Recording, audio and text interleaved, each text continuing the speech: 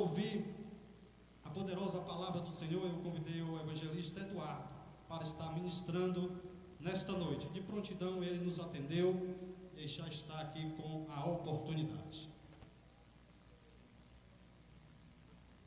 Amém. Eu cumprimento os irmãos com a paz do Senhor.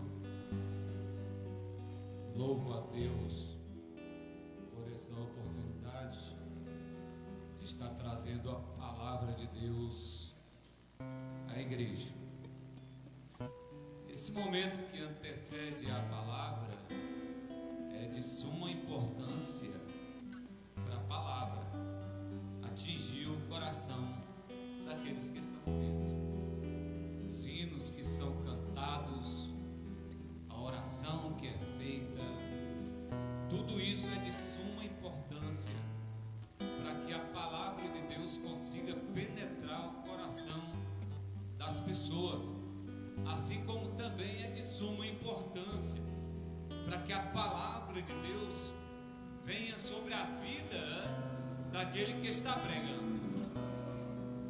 Porque particularmente eu não saio da minha casa com tudo escrito, eu saio com uma ideia. Eu chego aqui, eu escuto o hino, de repente Deus muda a mensagem, porque você sai com uma ideia. Então tudo aquilo, irmãos, que acontece e que antecede a palavra, ela é de suma importância. E a palavra é aquilo que fecha. Estamos em um culto de adoração a Deus, em um culto evangelístico, e isso é muito importante, visto que está escrito que o valor de uma alma vale mais do que todo ouro e prata do mundo inteiro. Então cada um de nós que estamos aqui vale mais do que o ouro e a prata do mundo inteiro para Deus. Aliás, eu me lembro de alguém que disse que estava muito feliz, e era muito feliz, de saber que um dia ia pisar em ruas de ouro e cristal. E de fato estaremos felizes por este dia, mas não por isso, mas por estarmos na presença dele. Porque ouro e cristal do céu só serve para asfalto, só serve para fazer asfalto para os santos de Deus caminhar. Aleluia. A gente teme e treme na posição de falar a palavra de Deus. Uma certa vez, em um grande congresso, onde estava para pregar Charles Spurgeon, considerado o príncipe dos pregadores. Quem daqueles que almejam pregar um dia não já leram os livros de Spurgeon? Lições aos meus alunos, que não almejaram pregar alguma coisa parecida com aquilo que Spurgeon pregava. Eu sei que muitos aqui não sabem nem de quem eu estou falando, mas era alguém que quando pregava arrebatava multidões. E uma certa vez ele estava para pregar em um congresso, e o pregador que antecedia a ele também era muito importante, mas era um homem mais novo, que respeitava grandemente Spurgeon. E ele pregou uma mensagem sobre a santificação, uma mensagem linda, uma mensagem poderosa, uma retórica, uma oratória importante. Mas claro, quando ele terminou de pregar, ele sentou-se ao lado de Spurgeon e disse: reverendo, o que o senhor achou da minha mensagem? Ele disse: meu amigo, a sua mensagem foi uma tragédia, a sua mensagem foi uma lástima. Mas por que, reverendo? Eu preguei uma mensagem sobre a santificação, eu orei, eu estudei, eu fiz a exegese, tudo direitinho.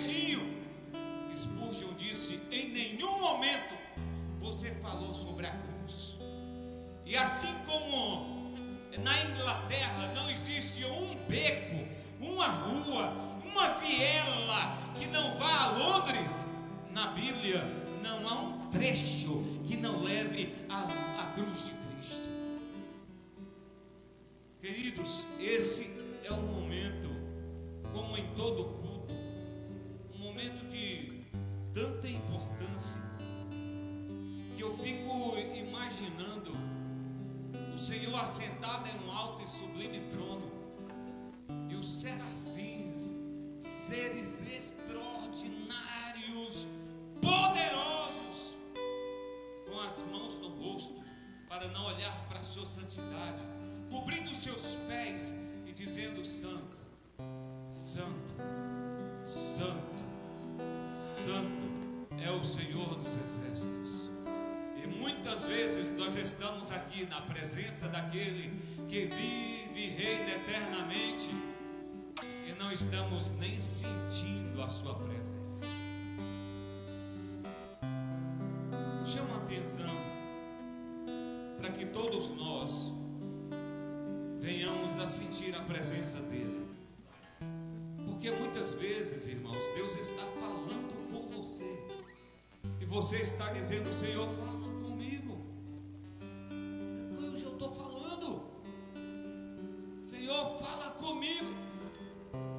Estou falando quando? No louvor, na pregação. Abramos as nossas Bíblias no livro de Josué.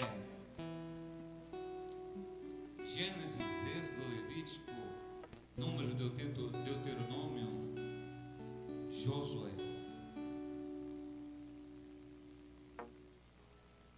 Josué capítulo 3, verso 15 e Josué capítulo 4, verso 4 em diante.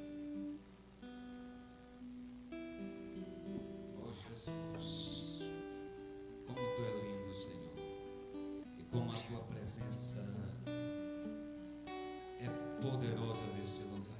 Obrigado, Senhor. Obrigado por esta noite. Fala conosco, Senhor, no nome de Jesus. Amém?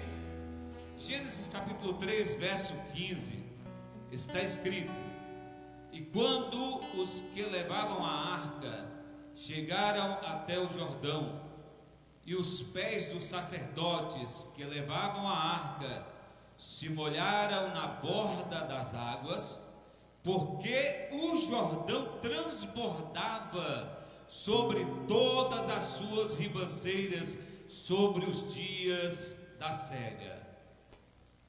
Capítulo 4, verso 4 em diante, está escrito: Chamou, pois, Josué os 12 homens que escolhera dos filhos de Israel, de cada tribo um homem, e disse-lhe: Passai diante da arca do Senhor, vosso Deus, ao meio do Jordão, e levante cada um uma pedra sobre o seu ombro, segundo o número das tribos dos filhos de Israel, para que isto seja por sinal entre vós, e quando vossos filhos no futuro perguntarem, dizendo: que vos significam estas pedras?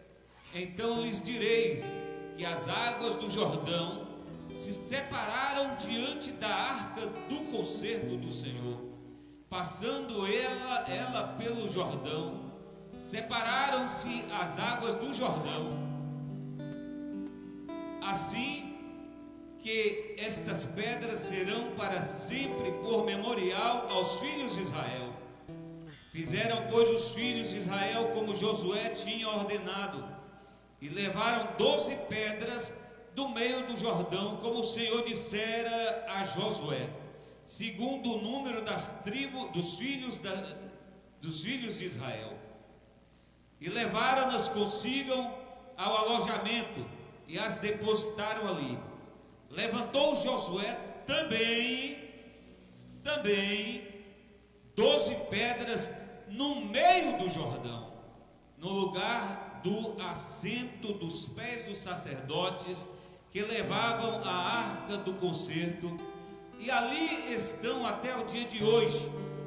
Pararam, pois, os sacerdotes que levavam a arca no meio do Jordão em pé, até que se cumpriu tudo quanto o Senhor a Josué mandara dizer ao povo, conforme tudo quanto Moisés tinha ordenado a Josué.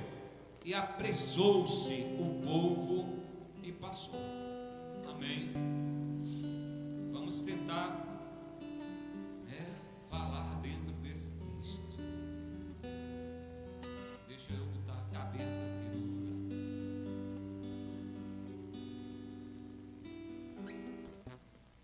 A Bíblia Sagrada diz que um certo dia, após 40 anos, em que o povo estava caminhando no deserto, o Senhor chama Moisés ao alto do Monte Tabor.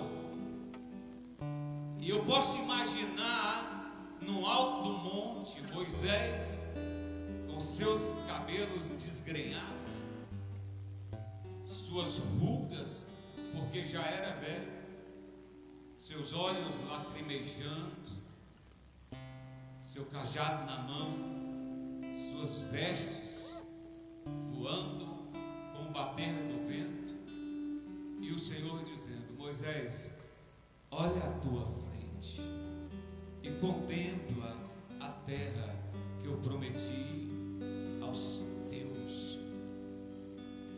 Moisés olha e disse: Senhor, é com isso que eu sonhei durante 40 anos. Que coisa linda, que coisa maravilhosa. Vou entrar na terra prometida. E o Senhor disse: não vai. Não vou, Senhor. Não, você não vai. Mas por que, Senhor? Porque você tem que entender uma coisa: é o céu que manda na terra e não a terra que manda no céu.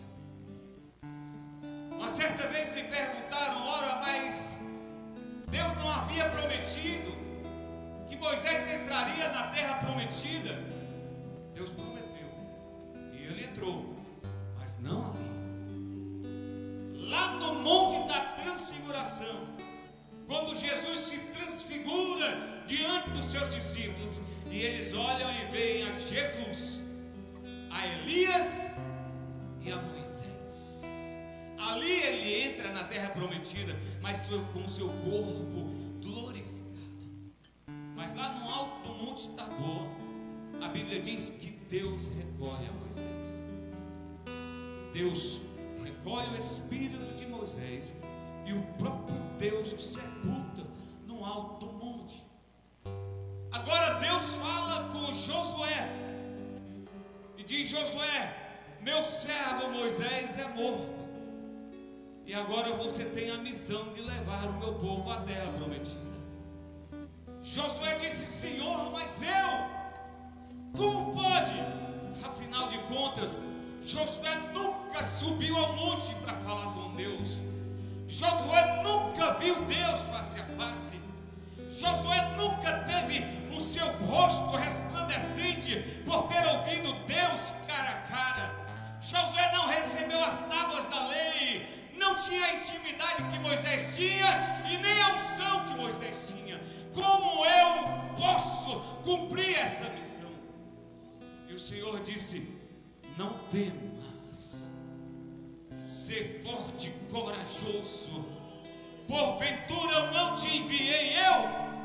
O Xaramandaravaço Minergias. Deus é o Deus dos improváveis. Josué, eu sei que muita gente não acredita em você, eu sei que muitos não querem você, mas eu quero você, eu escolhi você.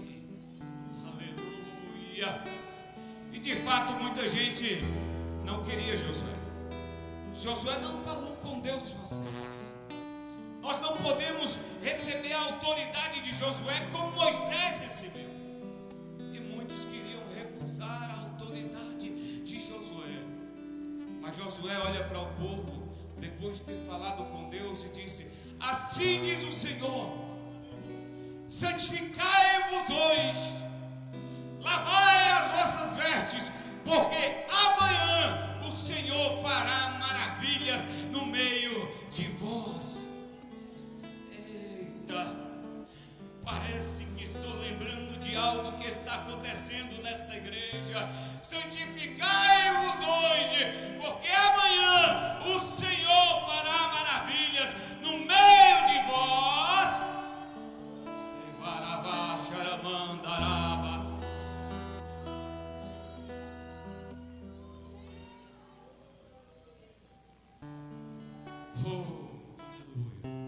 No dia seguinte, Josué pega aproximadamente 1.700.000 pessoas, porque foram 3 milhões que saíram do Egito, mas muitos foram perecendo pelo caminho, e agora ele vai em direção à terra prometida, mas havia um grande obstáculo, que era o Rio Jordão. Capítulo 3, versículo 15, diz que o Rio Jordão estava tão cheio que as suas rebanceiras estavam sendo alagadas, e eles tinham que passar por ali. Como fazer isso? Josué olha para o povo de Israel e diz: eu quero que os 12 da tribo de Levi passem à frente, e passem à frente aqueles que vão levar a arca, que representa a presença do Senhor. E os sacerdotes vão entrar no Rio Jordão com a arca do Senhor, e eles entram, mas a água não abre ali não. Se você voltar 40 anos, deixa eu voltar. Se você voltar 40 anos atrás, a Bíblia diz que o Mar Vermelho se abriu no meio, partiu. Moisés tocou com o cajado no mar. Não! Aprenda de uma vez por todas: não há cajado tocando no Mar Vermelho. Ninguém bota o pé. A Bíblia diz: diga ao meu povo que marchem. E a Bíblia diz que o Mar Vermelho se abriu, se partiu no meio. E quando eles passaram, a Bíblia fala que Deus do outro lado tinha feito assim, ó, só com o nariz, e o Mar Vermelho se partiu para um lado e para o outro. Mas aqui no Rio Jordão não. Aqui no Rio Jordão o que aconteceu foi o seguinte: eles entraram e ficaram esperando. Parecia que as águas estavam mais fortes. Água! E se eu estivesse lá e fosse um deles, e se o irmão estivesse lá e fosse outro, talvez eu olhasse para ele e dissesse: rapaz,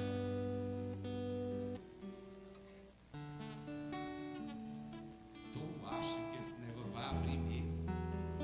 A gente já entrou e nada. Sabe por quê? Porque a Bíblia fala que o Rio Jordão parou lá na frente. Enquanto ele parou lá, a água continuou correndo e passando pelos pés dos sacerdotes.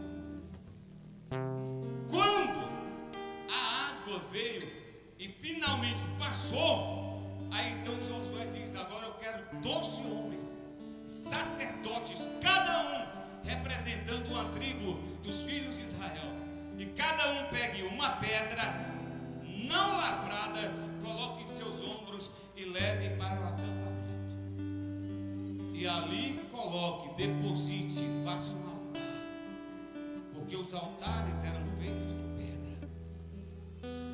E assim eles fazem, e a água continua parada. E a Bíblia fala que também Josué vai no meio do rio, pega 12 pedras e faz um altar no meio do Jordão, e depois sai de dentro. E quando ele sai, a água cobre. Mas altares de pedra, altares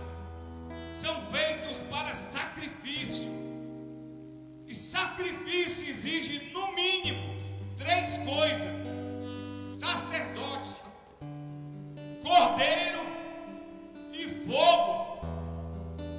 Agora, para que Josué está fazendo um sacrifício dentro d'água? Cadê o cordeiro? Como é que vai queimar um cordeiro dentro d'água? Como é que isso acontece? Porque o altar que foi feito no acampamento, o altar de Gilgal, era para as nações, os filhos dos filhos daquele homem que perguntaram: para que isso? O que foi que aconteceu aqui? Aqui Deus abriu o rio Jordão por um milagre e o povo passou. Mas afinal de contas, para que o altar dentro do rio?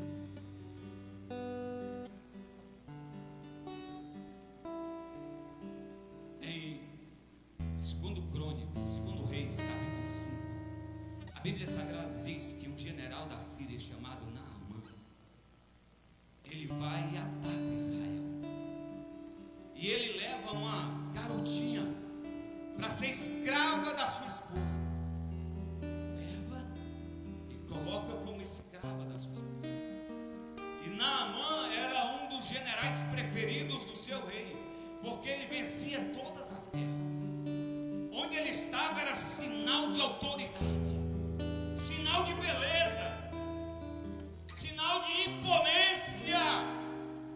Mas quando Naamã, com toda aquela beleza, imponência, com toda aquela sua fortaleza, chegava em casa e tirava as suas vestes, aparecia a sua miséria, porque ele era leproso. Mas dentro da casa de Naamã aconteceu um milagre.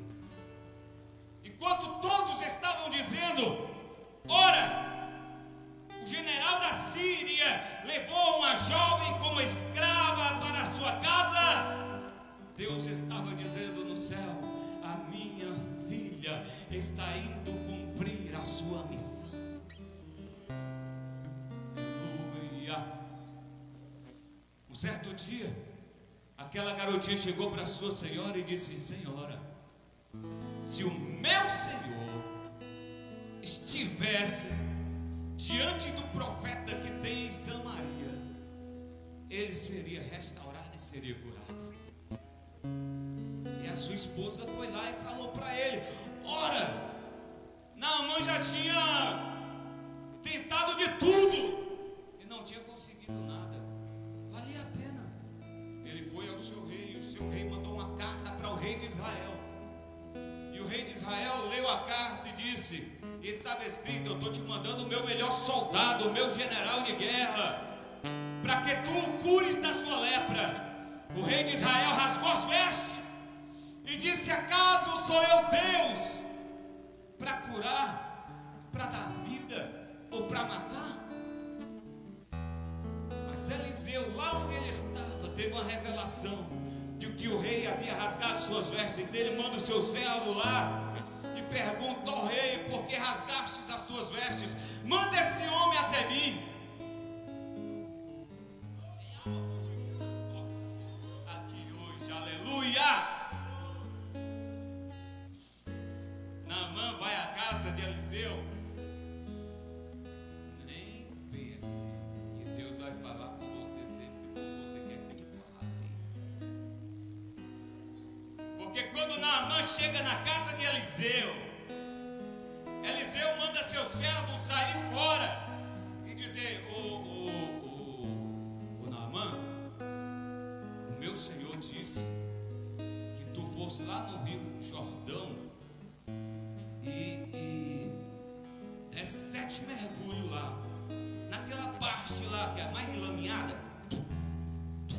7, e na 7ª vez tua carne ficará sã, tu serás curado.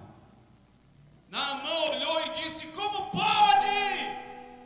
Eu sou um general importante.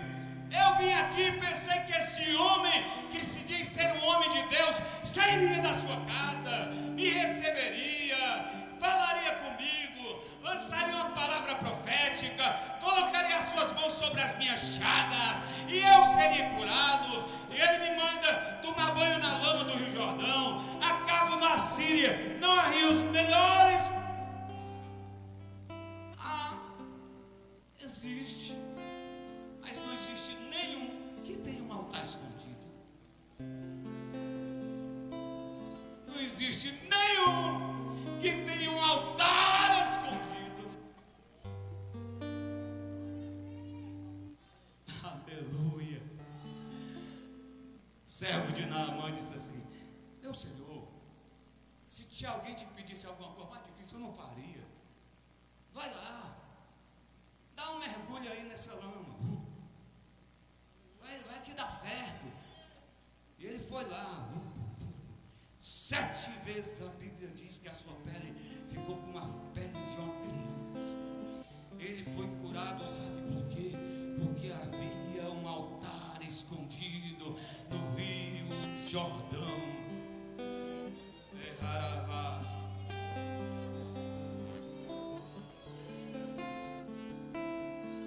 Você lembra aquele dia que todo mundo estava dormindo na sua casa e só você acordada, chorando, brigando com o travesseiro, tentando dormir, não conseguia. Aquele dia que mesmo sem força,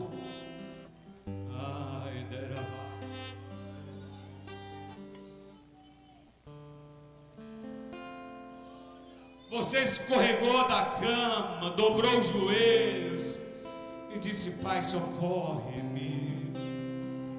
Ergue ala, vai, subnergue a mandarábia.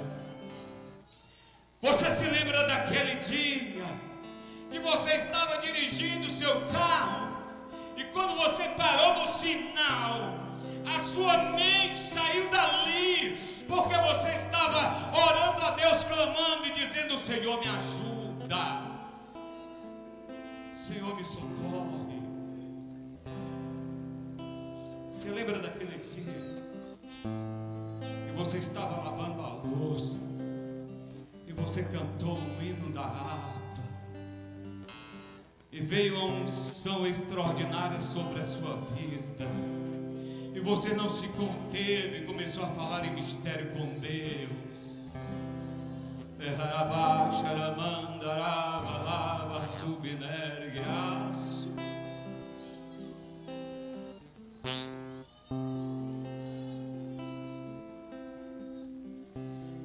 Você se lembra daquele dia em que você orou pelo seu filho e disse: Senhor, salva!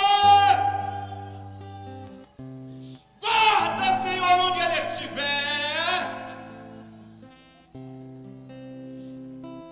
Você se lembra desse dia? Você se lembra e você acha que Deus esqueceu?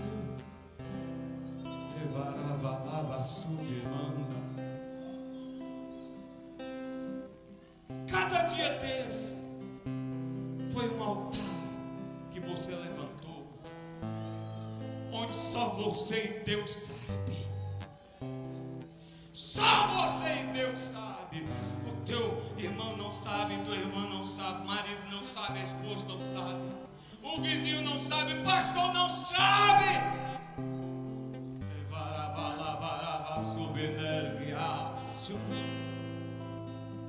Mas Ele sabe. Ele sabe. Jesus disse uma certa vez: entra no teu quarto e em secreto busca ao Pai.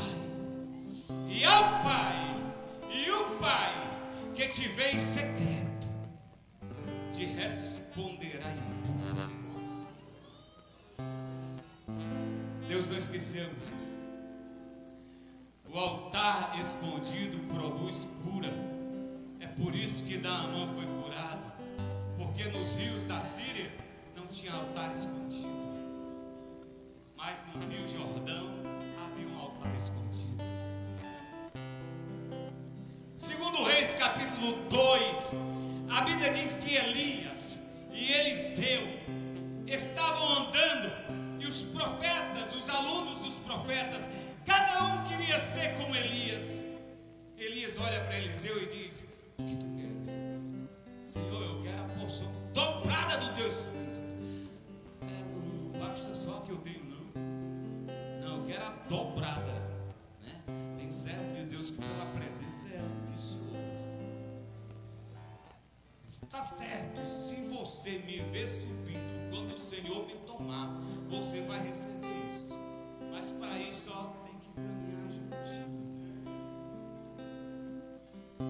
Preste atenção. Elias e Eliseu estão caminhando, os profetas, os servos, os alunos estão atrás. Novamente, quem aparece diante deles? O Rio Jordão. Tem que passar por ele. Como vai passar? Elias tira a capa, enrola a capa, o Rio Jordão se parte no meio, e eles passam a pé enxuto. Sabe por quê? Porque no Jordão tem um altar escondido, e onde tem um altar escondido, as portas se abrem. Tem alguma coisa que está fechada na sua frente? Você dobrou o joelho? Tem um altar escondido com Deus? Espera aí para ver essas portas se abrirem. Aleluia! Onde houver uma porta fechada, travada, por mais enferrujado que for esse ferrolho, Deus vai enviar um anjo para quebrar essas correntes, esbagaçar esses ferrolhos, abrir as portas e te dar a vitória, porque você tem um altar escondido com Deus. Em 2 Reis capítulo 6, a Bíblia diz que Eliseu está com os alunos, e os alunos olham para Eliseu e dizem assim: Eliseu, esse espaço é pequeno demais para nós dois, para a nossa escola. Vamos ao ribeiro, vamos juntar árvores e trazer para aumentar a tenda, para aumentar a escola, para trazer mais alunos de profetas. E Eliseu disse: vão, podem ir. E eles disseram: nós só vamos se tu for também. O profeta tem que estar junto. E eles foram. E quando tem um dos filhos dos profetas, dos alunos, lá com o machado, pufo, de repente o machado saca do cabo e cai. Aí ele grita: ai, Senhor meu, porque o machado não era meu, e caiu. Aí Eliseu disse assim: caiu onde? Aqui, ó, no Rio Jordão. No Rio Jordão, que sorte. E é, profeta? É. Por quê? Esse rio aí tem um altar escondido. Se eu colocar aqui um cabo, é um altar, um machado de ferro. É só coisa de crente. O machado flutuando na água. Eliseu pega e dá pro jovem profeta. Sabe por quê? Porque quem tem altar com Deus na vida tem restituição. O diabo tenta tomar, mas Deus lhe restitui. O diabo tenta arrancar da igreja, mas Deus pega de volta e coloca na tua mão.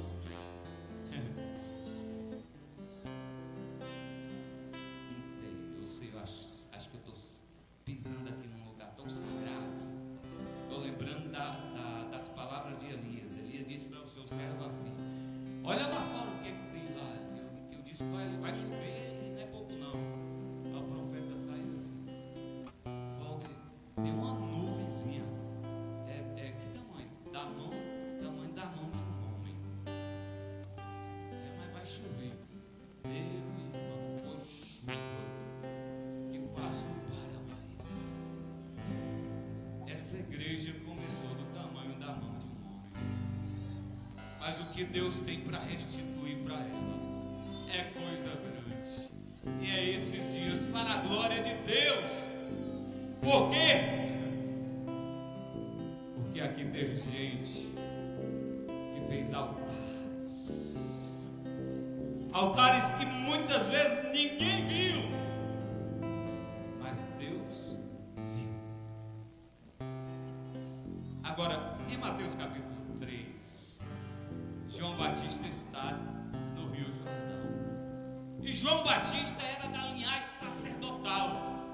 Apesar de ser chamado profeta, e era profeta, mas também era sacerdote. Mas não exercia a função no templo, mas sim no deserto, porque ele sabia que estando no Rio Jordão, estava no lugar certo. Aí ele estava batizando as pessoas. E 3 mil anos antes, Abraão estava com Isaac para sacrificá-lo. E Isaac pergunta: pai, aqui está o fogo e aqui está a lenha, mas onde está o cordeiro? E aí ele disse: Deus proverá para si um cordeiro. E naquele dia apareceu um carneiro, não foi um cordeiro, um carneiro, preso pelos chifres, e ele foi sacrificado. Mas a palavra de Abraão, Deus proverá para si um cordeiro, começou a ecoar pelo século dos séculos, dos séculos, dos séculos. Agora João Batista está batizando no Rio Jordão. Aparece Jesus. Aí João diz assim: chegou o que estava faltando. Porque o altar já está aqui. O altar Josué já fez lá atrás, já está no Rio Jordão. Apareceu agora o cordeiro. Agora tem o sacerdote João Batista, tem o altar no Jordão e tem o cordeiro que é Jesus. Aí acenda um fogo que basta água. Jesus veio e João Batista pega Jesus e deita ele dentro d'água, no altar. Ouve-se uma voz do céu que disse: este é meu filho amado em quem me comprazo. E o Espírito Santo desceu sobre ele em forma de pomba. Agora, qual é o símbolo do Espírito Santo? É fogo. Ali estava o altar, ali estava o sacerdote, estava o cordeiro e estava o fogo. O sacrifício foi feito. Ei, Jesus saiu dali e foi para o monte, impelido pelo diabo, pelo Espírito Santo, para o deserto. E lá foi tentado pelo diabo. E o diabo perguntou para ele assim: tu é mesmo filho de Deus? Oh, mas se lá no Jordão uma voz do céu disse: esse é meu filho de Deus, esse é o meu filho, o diabo ainda tentou confundi-lo. Mas Jesus sabia quem era. E eu quero dizer para você que quem tem altar escondido tem o cordeiro. E quem tem o cordeiro tem o sangue. E quem tem o sangue tem a cruz. E quem tem a cruz tem o chamado. E quem tem o chamado tem a salvação. E quem tem a salvação tem a obrigação de anunciar essa salvação àqueles que se aproximarem de você. E nunca permita que o diabo chegue para você e faça aquilo que ele tentou fazer com Jesus. Tu é mesmo filho de Deus? Entendeu? Você é filho de Deus. Você tem um altar escondido. Você não está aqui por acaso. Nós não temos essa vontade própria como ser humanos de ir à igreja. Foi o Espírito de Deus que tocou na sua vida e disse: vá, porque hoje eu quero falar com você.